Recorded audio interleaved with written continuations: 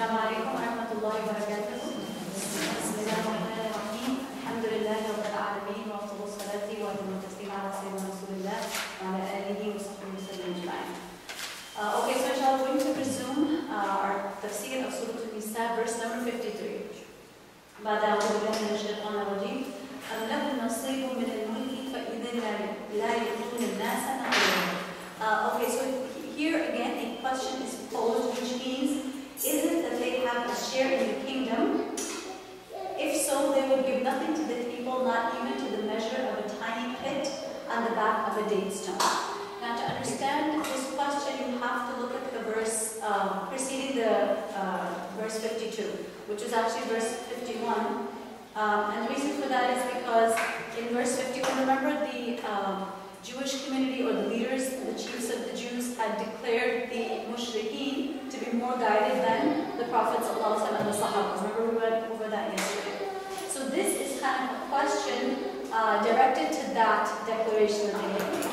That do you possess, how is it that you have this right to declare the superiority of one group over another group? Is it that you have a share in the kingdom? Because if you're rightful owners of the kingdom of Allah subhanahu wa ta'ala, then it would befit you to make this kind of a judgment. So this is the question that's being asked. Mawdudi rahimahullah ta'ala, he writes, that is, do they possess any portion of divine authority, that they're sitting in judgment on the case to decide who is rightly guided and who is not, right? It also implies, do they possess the kingdom of a country from which others are demanding a share and they're finding it hard to part with, because they were having very difficult time submitting to Islam. So is it that they have a rights of ownership to a part of the kingdom of Allah subhanahu wa ta'ala, and it's very hard for them to part with this? Is that the difficulty that they're facing? What is really being demanded of them is merely the acknowledgement of the truth, and this they are refusing on account of jealousy. So these are kind of the implications of the verse. If you look at the verse again, أَمْ لَهُمْ نَصِيبٌ مِّنَ الْمُلْكِ, do they have a share in the kingdom and in the dominion of Allah subhanahu wa ta'ala, that they're having a difficult time either parting with it or feeling because of that they are in a position of judgment, of judging others who is rightly guided and who is not. So those are the two implications and therefore this question. Now, the other part that's mentioned, that if it were true, if it was in fact the reality that they had a share in the kingdom with Allah subhanahu wa ta'ala, the second half of the verse says, then what would happen? What would happen is, فَإِذَنْ لَا يَقْتُونَ النَّاسَ نَقِيرًا. فَإِذَنْ يعني, therefore what would happen, in that case what would happen, this is what it means. When you have the word فَإِذَنْ, then it tells you what would happen if it had been the case that they had a share in the kingdom. They would not give people even the most insignificant amount, even the least bit of share in the kingdom, had they had a share in it. And the fact that Allah subhanahu wa ta'ala has divided it among His servants the way He has chosen to, He has not withheld it, right? He has given different portions of blessings to His ibad, to His people, meaning that they don't possess anything, because if they were the possessors of anything, they would not share it at all. So this is the meaning. And naqira, I think we had mentioned this previously, naqira, again, the measure of the tiny pit on the back of a date stone. So if you think of a date stone, and you think of what's on it in terms of, it's the most insignificant thing that you can mention, perhaps. This serves to highlight their intense greed and miserliness. This is something that is highlighted in the Quran about them. Their intense greed, intense stinginess, intense, the inability to part with what they had, and the desire for more. This is something that they're unfortunately marked by. Now, another way to look at it, when it talks about dominion, among Muslims, which they have a share in the dominion, is that, do they think that the dominion or the kingdom of Allah is theirs, or they have a share in it, so that no one else has a right to profit other than them, right? Because if this is the way they were kind of treating the prophets, as if they had a right, exclusive right to the kingdom, exclusive right to, and therefore profit. And so they couldn't, part with that. So the reason for jealousy being that someone, that something was actually your right and it was wrongfully given to someone else.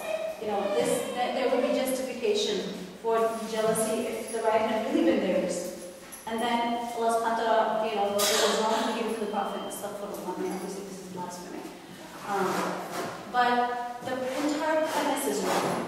When the dominion, kingdom, judgment does not belong to you, you have no right to show jealousy and rejection to the Prophet ﷺ. And all of these meanings are implied in the verse. If you think about it, it all comes together, all makes sense. And thus here, in this verse and the next, you have the irrationality of hasad exposed. The irrationality of jealousy stands exposed in this and the following verse. What is hasad? What is jealousy? In it is a bitter anger directed towards someone for a blessing they were given, with the justification of the anger being that the person, the jealous one, was a more worthy recipient of that blessing. Just defining it in that way exposes its irrationality, right? And I'll repeat that. So one of the manifestations of hasad or jealousy is when there is a display of bitter anger directed towards a person who has received any blessing, and the way the jealous one justifies his or her anger is because they feel they were more worthy recipients of that blessing. Now, the reason why this is so foolish, think about who's the giver of the blessing. Al-Wahhab, the bestower, is Allah, who has a right in his dominion to allot, to give, to bestow, or to withhold. It's only Allah subhanahu wa ta'ala. So just as there is a proper adab in receiving blessings in Islam, we have a proper etiquette for everything. And there is an adab, an etiquette for receiving blessings. Whatever blessing we have, it has a proper adab associated with it. The way we're supposed to react to it. Broadly defined as shukr, but then there are specific ways to express our shukr or our gratitude for various blessings. So just as there is a proper reaction that a believer should display upon receipt of a blessing, there is also a proper reaction that the Yahud should have had, that we should have upon the loss of a blessing. Because when we lose a blessing, Allah subhanahu to protect us from that, there's a lesson to be learned in that. So here, what specifically in the Jewish context, the proper reaction for them would have been that now the Prophet has been taken away from them, right? For the first time, it's not in their line. The proper reaction should have been regret. That our actions brought us to this point of loss of the greatest bounty that can be given to a nation's prophet. To have a prophet chosen from among themselves is the greatest spiritual blessing you can receive in dunya. So when this was taken away, this was supposed to be a wake-up call, a time for introspection and regret. So it's really important for us as Muslims to realize this is, the different ways we learn from these verses of that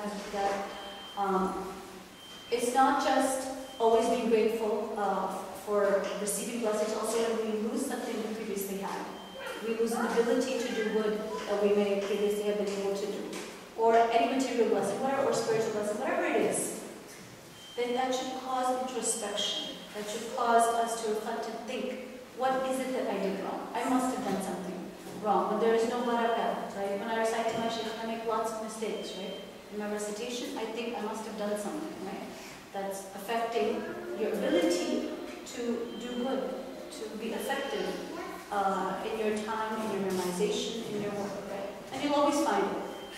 And then the only way back is Tawbah. This is where the Jews, they faltered, right? They did not return with the Wasaq did, like Ka'b al-Ahbab mentioned, Abdullah bin Salam, they did repent. Not all of them were the same. Right? Though they're not all the same. Allah subhanahu mentioned this in Surah Al-Baqarah. There are some people reciting the verses of Allah all night in sujood. So those are definitely recognized, and they are the ones who reacted properly and realized why this has happened to them. They were people of knowledge who then repented, and the repentance was Islam, right? They repented and came back to Islam. So, and Mawludi Rahimahullah Ta'ala actually, I got this point from him, he says, instead of showing regret for their own unworthiness, which caused the loss of the bounty, they were showing resentment against the Prophet. This can only take them farther from Allah. They're mad at why we're not close to Allah, right? That's what they're mad about. Why didn't we get the Prophet? But then the way they reacted is taking them even farther. So this is why hasad is that thing blessings from life. It takes away barakah, it takes away, it is a remover. It is a remover of blessings from life. And the greatest blessing, personal blessing we have in our lives is our meager, our small deposit of good deeds. Right? This is, if anyone is blessed to do good deeds, this is like the greatest blessing that we have. Hasad starts with that as its first target. As the Prophet ﷺ has told us, إِيَّاكُمْ وَحَسَدْ فَإِنَّ الْحَسَدَ يَأْكُلُ الْحَسَنَاتِ كَمَا تَأْكُلُ الْأَنَّارُ الْحَطَبَ. That beware of hasad, the Prophet ﷺ said, because hasad eats away good deeds, al-hasanat, just like fire eats wood. This is why hasad is a remover. It's a remover of that all that is good, or much of what is good, or what is most precious, and those are your hasanat. And in fact, it's so serious. Hasad is such a serious threat to the believer that it threatens his or her entire deen. And there's a hadith that actually explicitly declares this. It's reported in the Sunnah, both Imam al-Tirmidhi and the Muslim Imam Ahmad, rahimahullah ta'ala, where the Prophet ﷺ is reported to Sanad bin Zubayr, radiyallahu anhu. I'll give you the meaning of that. Again, it's warning against hasad and baghdad, right? Why? Hiya lahaliqa, right? That these things are what we would term as a shaver.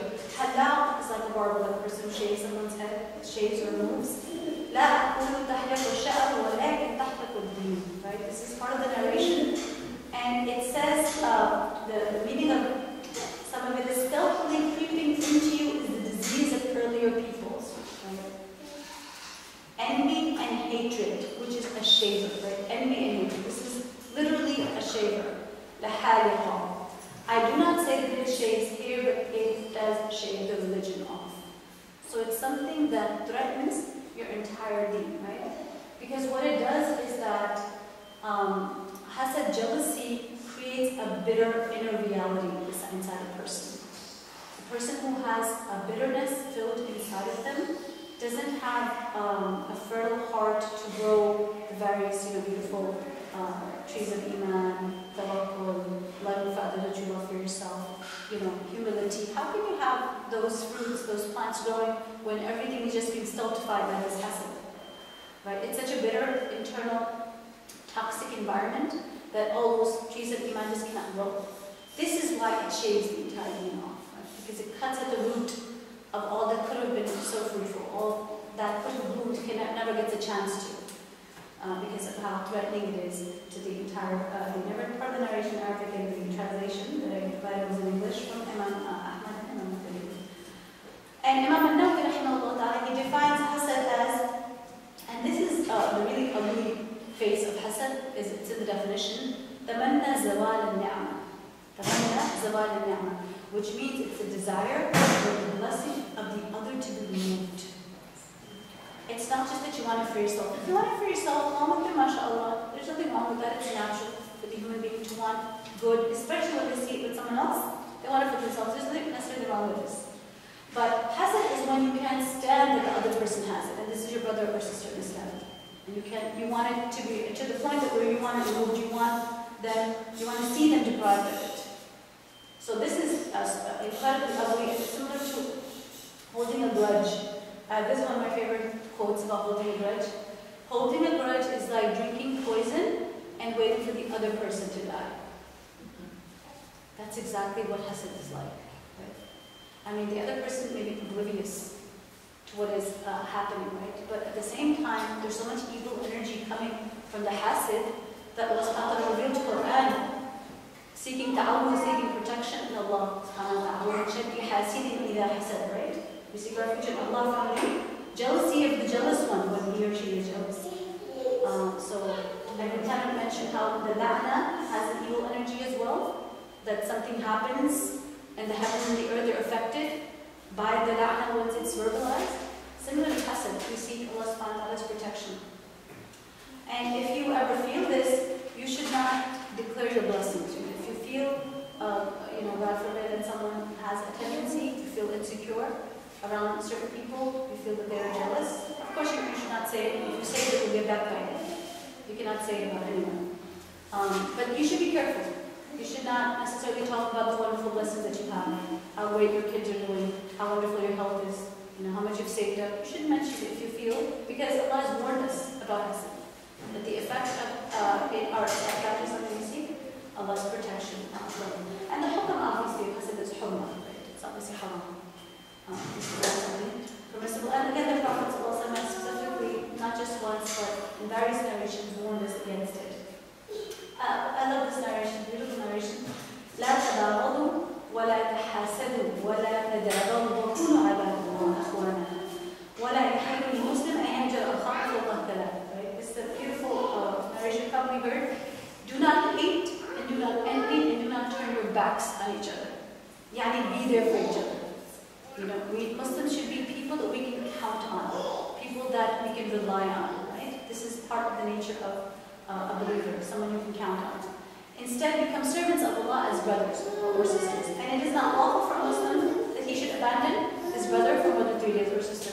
Yani is to stop talking to them. Right? If you get mad at someone, alhamdulillah, Islam recognizes that this will happen sometimes between even real siblings. So a 3-day grace period is allowed. But after that, you need to get things under control. Your own emotions as well as the situation. And the first one to say salam to the other has the greater reward. Right? So I want to share something with you regarding this verse.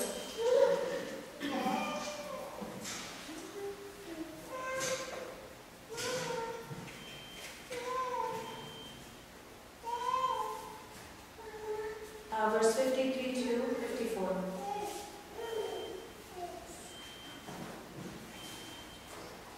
Now, envy or hasad is forbidden or haram with regards to worldly blessings as well as spiritual blessings, right? It's not just that you should, it must be hard to envy someone for their spiritual blessings, but it's possible because both are forbidden, right? So the Tafsir mentions that whichever nature it is, that both are alluded to, because the first part of the verse is, right? Do they have a share, or do they have a share from the dominion or from the kingdom, right? So this seems to point to worldly excellence, to worldly blessings, right? And then the next verse that we're actually going to talk about mentions the kitab and the hikmah, because if you think about it, the jealousy of the Jews was for the spiritual blessing that the Prophet and the Muslims had received, right? Materially, they weren't superior to them, right? They were much more wealthy. The Jewish community was much more wealthy. So here it clearly shows that we're not allowed to show jealousy even for spiritual superiority. That Allah subhanahu wa ta'ala grants another nation or home, or to think that why are all the prophets men? Sometimes that comes up in the minds of some people. Why do all men? This is a spiritual blessing that Allah subhanahu wa ta'ala has given us. We're not allowed to feel jealousy for that or question that, because that's questioning the will of Allah subhanahu wa ta'ala. So now we look to verse 54, they're both connected, so let's read that at this point. Verse 54. أَمْ يَحْسُدُونَ النَّاسَ عَلَى مَا آتَاهُمُ اللَّهُ مِنْ فَضْلِهِ فَقَدْ آتَيْنَا آلَ إِبْرَاهِيمَ الْكِتَابَ وَالْحِكْمَةَ وَآتَيْنَاهُمْ مُلْكًا عَظِيمًا. This is a beautiful verse, I'll probably take the rest of the period. But here the question is, or is it that they're jealous of people over what Allah has given them of His bounty? Well, we have given to the house of Ibrahim the book and the wisdom, and we have given to them a great kingdom. So here, there's a further question. You see, there's lots of questioning going on here. The word in Arabic actually refers to indicative of questions. This is how you ask a question with that word. So here it's being asked that, why are they jealous of people because of what Allah subhanahu wa ta'ala has given them out of His bounty, right? So this is head-on tackling the problem of the spiritual disease of jealousy that they are experiencing. So the question is, why are you jealous when you're descendants of Ibrahim alayhi salam, right, from the line of Ishaq? And Muhammad sallallahu alaihi wasallam is also descendant of Ibrahim from the line of Ismail, right? Previously, you had been given the Prophet and the book and the wisdom, and right, which we're going to discuss after this, inshallah. And when you failed to uphold your duty, when you failed to show that you were worthy recipients of that blessing, it was given to the other line of Ibrahim alayhi salam. So why somewhat jealousy. It's still within the, within the lineage of Ibrahim, alayhi salam. And also, what's being alluded to here is that why are you showing jealousy now when you already have had these blessings in your ancestors, in your heritage? You have had all of these blessings of not just a spiritual precedent, of spiritual superiority, right? Historically, the Jewish community were favored over all the other nations, right? And this is explicit. Allah is explicit about this point. Right? That Allah gave them tafdeel, gave them fadila, superiority over all of the nations of the world. So you have already joined, and the verse from Al-Baqarah, that I have preferred you, giving you superiority over all the nations of the world. So why the jealousy now when you have already enjoyed all of these blessings that now are going somewhere else? And subhanAllah, the beautiful thing about the blessings Allah gave Bani Israel was that not only did He choose almost all the prophets from them, but He combined some of their prophethood, some of the prophets' prophethood with kingship. So that not only were they prophets, but they were also kings. So they combined, the best of both. They were given both dunya and akhirah. And this was alluded to perhaps in the last part. وَآتَيْنَاهُمْ مُلْكًا عَظِيمًا. If you look at the first part of the verse, فَقَدْ آتَيْنَا آلَ Ibrahim, and in the descendants of Ibrahim. Ibrahim hasn't had no more effect. He, subhanAllah, he had a few people with him throughout his life. But the descendants and progeny of Ibrahim, they were given the book, Al-Kitab al-Wahy, revelation, word of scripture. Wal-Hikmah, and the wisdom, and the ability to interpret that book correctly. وَآتَيْنَاهُمْ مُلْكًا عَظِيمًا, and we gave them a magnificent mulk, a magnificent dominion. So previously there was a question that do they have a share in the kingdom? These people were making the judgment of superiority over Mushrikeen over Muslims. But previously, when they used to be good, right? At that time they were given mulk. At that time they had that mulk. And this mulk is so beautiful that I want to pause here. Since this is Tafsir, I want to pause here and just talk about the mulk of two of the great prophets of Allah that had both prophethood and kingship from Bani Israel. And that is none other than Dawood and Sulaiman alayhi salam. Okay, now if we turn to Dawood, this is just something that I couldn't resist doing, so inshallah, I hope you enjoy it. If you look at Dawood alayhi salam, and sometimes, when I think about these things, I want Allah subhanahu wa ta'ala to show me like a historical film of, how it was. How these prophets were also kings and what was their dominion like. And we have some details, some juicy details from the Quran, like in chapter 38, for example, verse 18 through 20, where Allah subhanahu wa ta'ala says, سَخَّرْنَا الْجِبَالَ مَعَهُ يُصَبِّحْنَ بِالْعَشِيِّ وَالْإِشْرَاقِ وَالطَّيْرِ مَحْشُورَةٌ لَهُ أَبْوَابٌ وَشَدَّدْنَاهُ مِنْهُ وَآتَيْنَاهُ الْحِكْمَةَ وَفَصْلَ الْخِطَابِ. Beautiful, beautiful verse in the Arabic language is so rich. The translation, verily we made the mountains to glorify our praises with him, yani with Dawood. This is Dawood alayhi salam. It is said his voice was so beautiful that when he would make dhikr of Allah subhanahu wa ta'ala, nature, what we call it nature today, right, the mountains, the birds, they would all just join in him, and everyone would be like as if in a trance from the beauty of his voice. Verily we made the mountains to glorify our praises with him in the ashi, yani after midday until sunset, until Maghrib. And Ishraq, which is after sunrise until the midday, right? So basically the whole day. And so did the birds assembled, all with him Dawood did turn to Allah, glorify his praises. We made his kingdom strong, وَشَدَدْنَا مُلْكَهُ. It is said about Dawood alayhi salam, in his time there were many battles. But it is said that his enemies that had never gone to battle with him feared him, even though they never met him in battle, right? And he's the one who killed Jalut, right? And Jalut was massive. Dawood was not as big, like physically, in comparison. But it is said that even those who never met him in battle feared him. So وَشَدَدْنَا مُلْكَهُ, right? So he made his kingdom strong and gave him wisdom.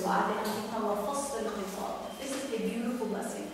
Sound judgment in speech and decision. To know what to say, when to say, in matters that require judgment and decision, and to be right. To be guided by Allah subhanahu wa ta'ala. So that every word, every sentence is a gem, and it's correct, and it's with tawfiq of Allah subhanahu wa ta'ala. This is a beautiful, amazing blessing. So all the creatures, the plants, the birds, the beasts, even the mountains responded to the voice of Dawood alayhi salam. They would make tasbih along with him. I mean, this is unparalleled mulk almost, right? Who has this kind of kingship and dominion? Also endowed him with the faculties of understanding the languages of birds and animals. It wasn't just Sulaiman alayhi salam. Sulaiman alayhi salam is known for this, right? He understood the namla, the ant when it spoke. Dawood alayhi salam also had language, understanding the language of birds as well as the animals.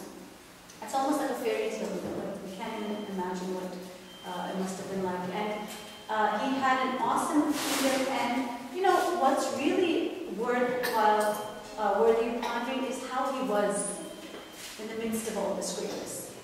How he was in the midst of this grandeur and this kingdom, like the world really literally handed him on a silver platter.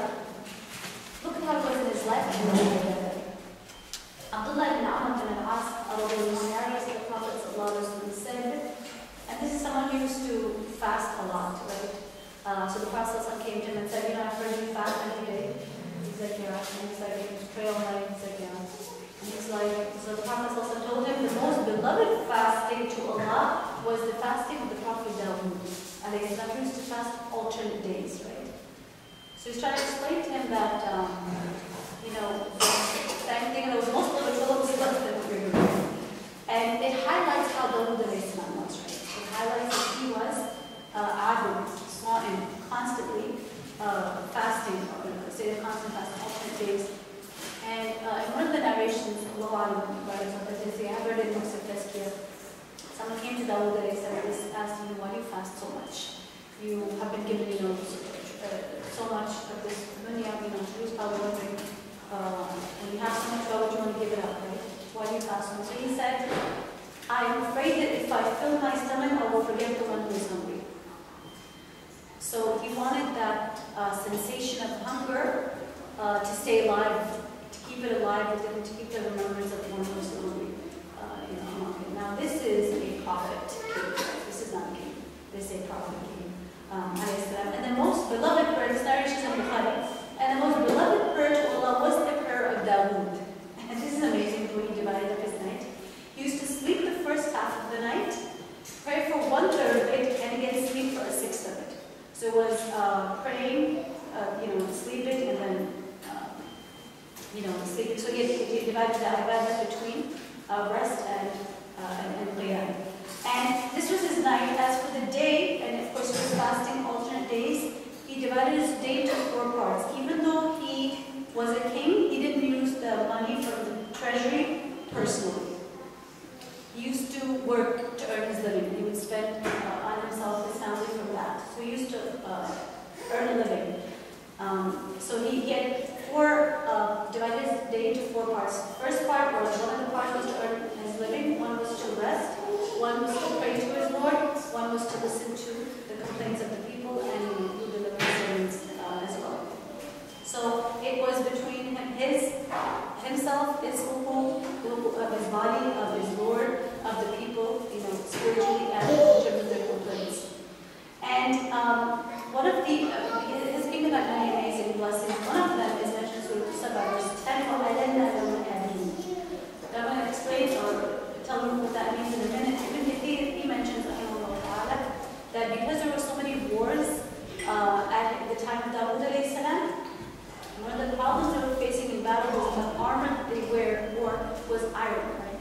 And the iron armor made the soldiers very immobile. It was very hard to move. But of course, the same was necessary because you would kill faster if you didn't have it on. So it was too heavy for the fighter to move effectively and to fight the way he wanted. So one day, Dawood was sitting thinking about this problem. And he was toying with a piece of iron. A piece of iron in his hand, he was toying with it, just playing with it. And suddenly he found his hand sinking into the iron. This is the meaning of the verse that I just read to you, hadith from Surah verse 10. And we made the iron soft for him. That's what it literally means. And we made soft for him the iron, right? So that he was able to, it was less harder now to move about. even in those clothes. And of course, Allah subhanahu wa ta'ala blessed him with Sulaiman, right? Sulaiman alayhi salam. I mean, it's a great blessing to be a king and then to be a prophet on top, then to get a son, to have a son who's also a prophet. Right? And he inherits you. And of course, Sulaiman alayhi salam is the one who made dua for a kingdom to be given to him like none other. Right? This is the famous dua of Sulaiman alayhi salam, that he be given a kingdom that right? That would not be given anyone after him. And this dua, of course, the dua of Anbiya is mustajab, right? So he was actually given, granted this dua. And if you look at chapter 27, verses 15 through 17, وَلَقَدْ آتَيْنَا دَاوُودَ سُلَيْمَانَ. And indeed, we granted David Solomon. Actually, we granted both of them. وَلَقَدْ آتَيْنَا دَاوُودَ وَسُلَيْمَانَ عِلْمًا. We granted Dawood and Sulaiman knowledge. I'm sorry, that was the wrong translation. It's not that Dawood was given Solomon, it was that Dawood and Sulaiman were both granted knowledge. وَقَالَ الْحَمْدُ لِلَّهِ الَّذِي فَضَّلَنَا عَلَى كَثِيرٍ مِنْ عِبَادِهِ الْمُؤْمِنِينَ. And Solomon inherited the knowledge of Dawood. He said, O mankind, we have been taught the language of birds, and us have been bestowed all things. This verily is an evident grace from Allah subhanahu wa ta'ala. وَوَرِثَ سُلَيْمَانَ دَاوُودَ وَقَالَ يَا أَيُّهَا النَّاسِ عَلِمْنَا مَنطِقَ الطَّيْرِ وَأُوتِينَا مِنْ كُلِّ شَيْءٍ إِنَّ هَذَا لَهُوَ الْفَضْلُ الْمُبِينُ. Like that's the part that is in English. وَحُشِرَ لِسُلَيْمَانَ جُنُودُهُ مِنَ الْجِنِّ وَالْإِنسِ وَالطَّيْرِ فَهُمْ يُوزَعُونَ. Now when Sulaiman alayhi salam go into battle, again this is a time of numerous wars and battles.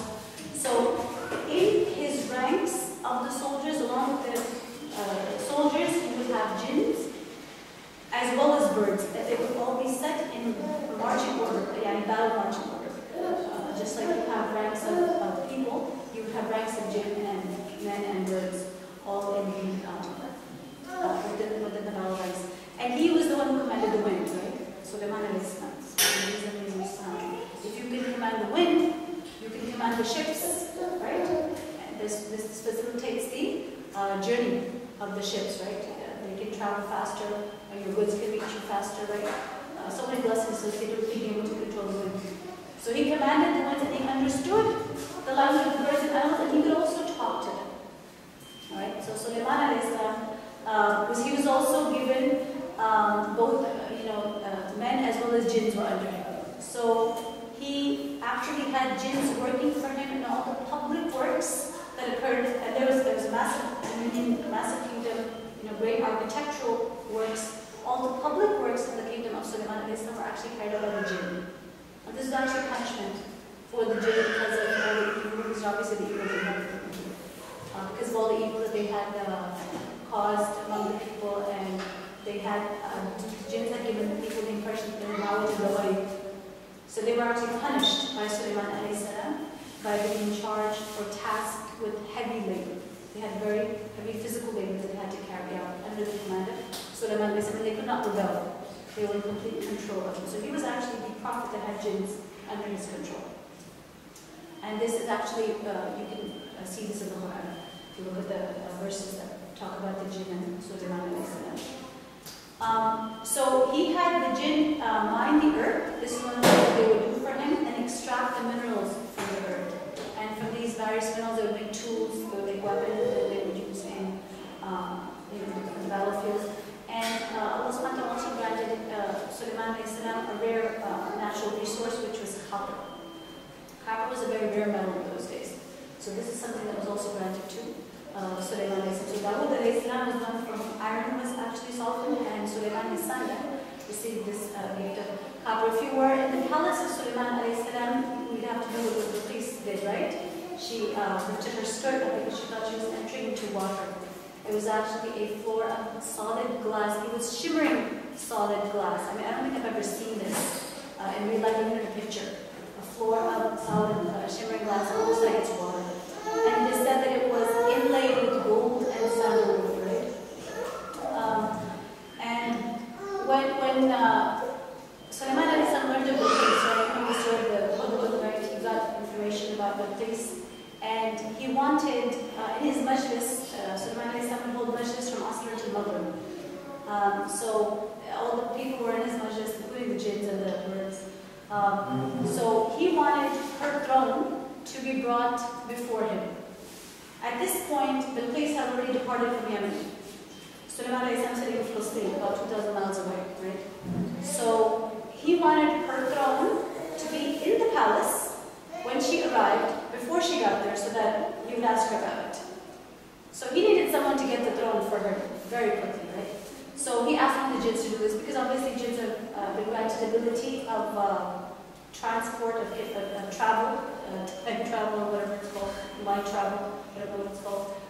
Much more than humans, obviously, we're beyond our understanding and appreciation. So one of them said, as you know, I'll bring it to you before this majlis is over, before the sitting is over, right? If you look at the Quran, it says, I'm going to bring it to you before you get it from your chair. Because you would get up at the time of Maghrib, when the majlis would end at Maghrib time. But, so that was a quick Surah for Sulaiman. He wanted something faster. So the other jinn, Farid, right, he said, I'll get it to you in the twinkling of an eye, right? Like, just blink your eye and I'll get it for you. And this, subhanAllah, was actually a great miracle performed right there and then. And the throne was before him, subhanAllah. And then he asked for things, you know the story, he asked for things about it, and she gave a very smart answer. So, about the wind that we mentioned, and the jinns, inshallah, we'll just conclude with this part. We subjected to him the wind, this is chapter 28, verses 30 to 40, for those who want to go and look at the verses that talk about Sulaiman and the various blessings of his kingdom. So we subjected to him the wind. It blew gently to his order, whithersoever he willed, and also the devils from the jinns. Okay, so it's the shayateen. It's not the good jinns, it's the shayateen from the jinns. Every kind of builder and diver. So he actually had jinns doing underwater diving for him, right? Getting various blessings from the oceans or whatever of the world.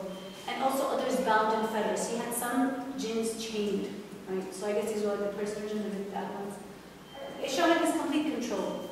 Showed him the amazing kingdom that Allah gave him. Showed him the complete power and authority he enjoyed. And was able to maintain his taqwa. He's able to, he was a prophet of Allah, subhanahu wa ta'ala, right? To have everything and be affected by nothing. This is, subhanAllah, an unparalleled resource. And this is our gift. So spend or withhold, no account will be asked. This actually was subhanahu wa ta'ala saying, this is a translation.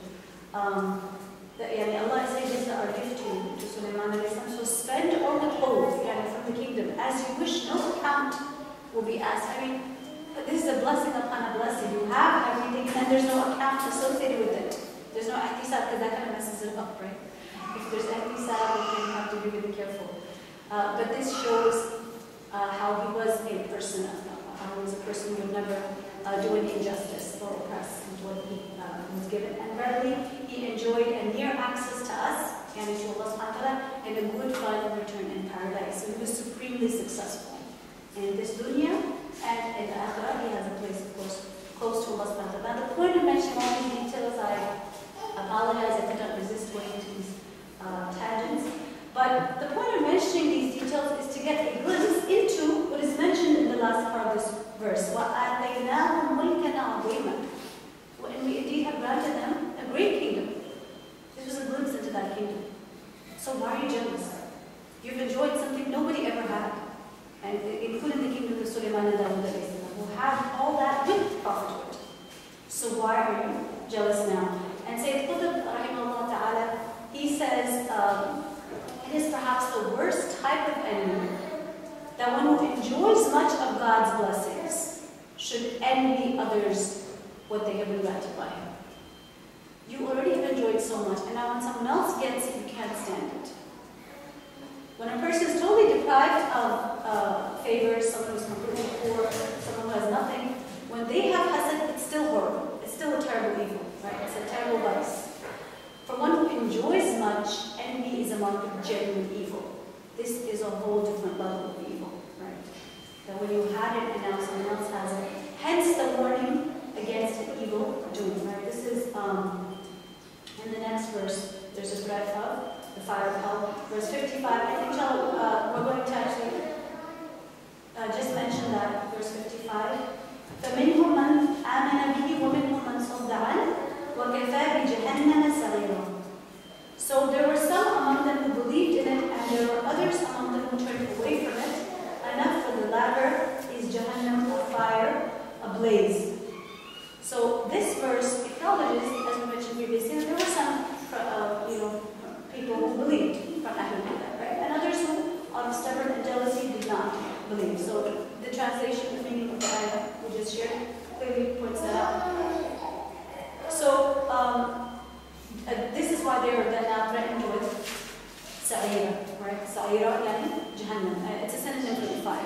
synonym for. But a nar that's ablaze, right? It's like it's already lit. It's already burning for a master. So Allah subhanahu wa ta'ala protect us from the fire. And inshallah, with that we will stop for Q&A.